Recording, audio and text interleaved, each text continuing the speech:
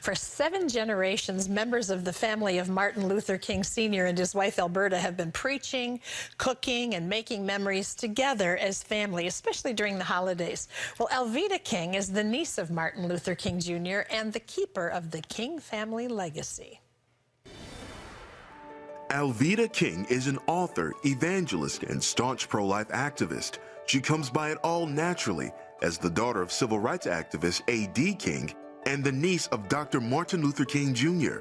Alveda also loves to cook and recount the traditions that have been part of the King family for years. In Gigi's Home for the Holidays, Alveda shares favorite family recipes, many ideal for your Christmas celebrations. Please welcome back to the 700 Club our dear friend Alveda King, also known as Gigi, gorgeous grandma. And you're Gigi, Gigi and Gigi, That's back right. together. We do this a couple times a year just to stay on top of each other. Well, before we start talking about all this amazing food, which is just so fragrant and smelling so wonderful, you've got a couple new projects that are happening in your life. Tell us about those. Well, we do, and you know one of them. She Leads America, and we're both been commissioned by God to continue to do what we do. Yeah. And I've got still the music projects and the film projects and all of those. So it's very exciting to continue to serve the Lord generation to generation. Yeah, no moss grows under your feet, my dear. Not at all, not ever, not ever. What are some of your favorite traditions as King family? Well, this year I had some of my grandchildren, little boys, twins, and I was reading to them, for example, and we went to see as a family a Christmas play and all of that. Of course, the food, and we're going to talk about this traditional Cornish hen kind of thing shortly. So being with the family. Yeah. And one of my favorite things, our choir at the church that I attend, Believers Bible Christian Church, we have a concert every year. And I'm in wonderful. The concert. And all your family comes to that, I'm sure, since you're much of the involved in family, it. mom and everybody. You know, those are the memories, I think, that we all talk about, that we, it's not the gifts that we get or just the stuff we do together, because it's so precious and so special. And we want to share some things with you that I think can make your holiday special too, because these recipes are the kind of recipes you do when family gathers. That's right. You mentioned Cornish hens. You know, I did this for Christmas for my kids one year. They were so thrilled that they each got their own chicken. Isn't that? Especially the guys, because they'll eat a whole chicken. The girls, you can cut them in half a little bit, but the guys eat that whole little chicken. So talk a little bit about how you do this, because some people have never used Cornish hens. Well, in the cookbook, Gigi's Home for the Holidays cookbook, we each have different recipes. And can you start slicing some of these oranges too? Because they're going to have to go inside. Yeah, well, longwise. This way? Yeah. Okay. And we'll do that. Well, maybe cut it again in the middle. Okay. Yeah, that's good. It's because you're a great chef yourself, a home chef, a home cook. We do this a lot. So nice I see to me. you handling that knife over there. So you stuff it with what you'd like to stuff it with. We've had the gluten-free cornbread stuffing, but you can do it with rice and all of that. And in the end, we're going to stuff it first and get all of this inside, and then slip that orange inside. Ooh. And the spices, now this is clarified butter and a little olive oil that'll go on the top, your white pepper, your celery seed, your poultry seasoning, rosemary, and sometimes I'll garnish with that rosemary. Oh, I love that. And that's so we've got sage and stuff. You know, I grow that in my garden. I'm a home farmer or a home gardener or something like that. So this is what we do. So let's get some of this stuffing inside. If you slice those oranges up, ooh, don't they smell good? Don't they? The whole thing. Yeah. I always say I wish we had smell-o-vision, because I feel like the viewer and misses it's funny, out on you know, this. sometimes when we're boiling things and we have the steam, we say we get our free facial, but we don't have the steam today. But here we go. And we're going to get that orange in here. We're going to put it right on top of there? Yeah, and stuff it right in there. And we're going to put some of those seasonings on top there, too. Let's get another one in there. Let's get these. Do you want me to sprinkle any of this? Or we're going to do it. I want you to sprinkle it. Okay. And let's see if you can get a couple of cranberries down on that tail there. I think that you can. Here.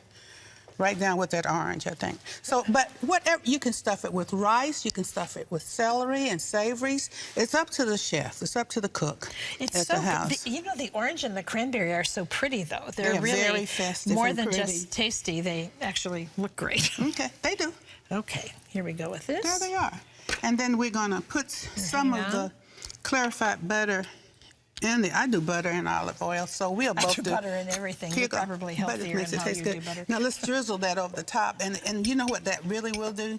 Make some of the herbs stick on there too. Oh, so, okay. Yeah, and then we're going to run them into the oven. Mm-hmm. Yeah. Hang on, we got to get it on all of them here. This also keeps them from drying out. You know, it really does. But it gives that nice brown texture to the top of it. So what are you going to cook for Christmas this year? You know, I haven't even figured out, but you've given me a genius idea it's here. right I just might do this. I know. Didn't you say one time everybody was glad to get their own little bird? You see? Maybe you're my impetus. You sprinkle because I can't do it with these ones. So kind of just a little over the top of each. There we go. And tell me what this is. Now that's the poultry seasoning: parsley, sage, rosemary. It's the traditional. But you can do something spicy if you want to spice. Parsley, sage, rosemary, and thyme. Ha! Let's go on the road. Ready? I'm ready, girlfriend. I am ready. Take a little of that salt and go over there, and a little rosemary. And this is going to look so pretty when it comes out. Yeah, that's the pepper. No, so salt. Okay. There's a just. So can you do it like they do on TV? What do you think? That's so cute. Okay, now what we need you to do is some of them are already ready, and I'll follow you over. Okay. And can you get those out? Yes, I can, because they are going to smell even 1,000 times better. Yeah. Let me just move this. I want to get some of this over here, because that's going to be gorgeous on there. Oh, look at this, Alveda. Well, I mean, you know what it looks like, but I'm just saying. Yeah. Oof. Just got rosemary, a little sage. I like to grow all this stuff at home. And well worth it. That's how they look when they come out. Hey, let's just throw a few cranberries over here. Okay. Okay.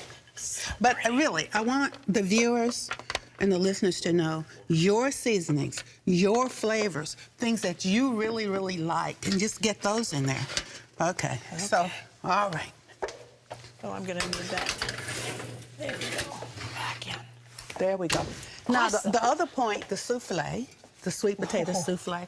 Now, we can do the sweet potato cobbler, we can do the candied yams or the souffle. These are all sides that you add to your Christmas dinner. But if there's a traditional side, do you have a traditional side that's not here?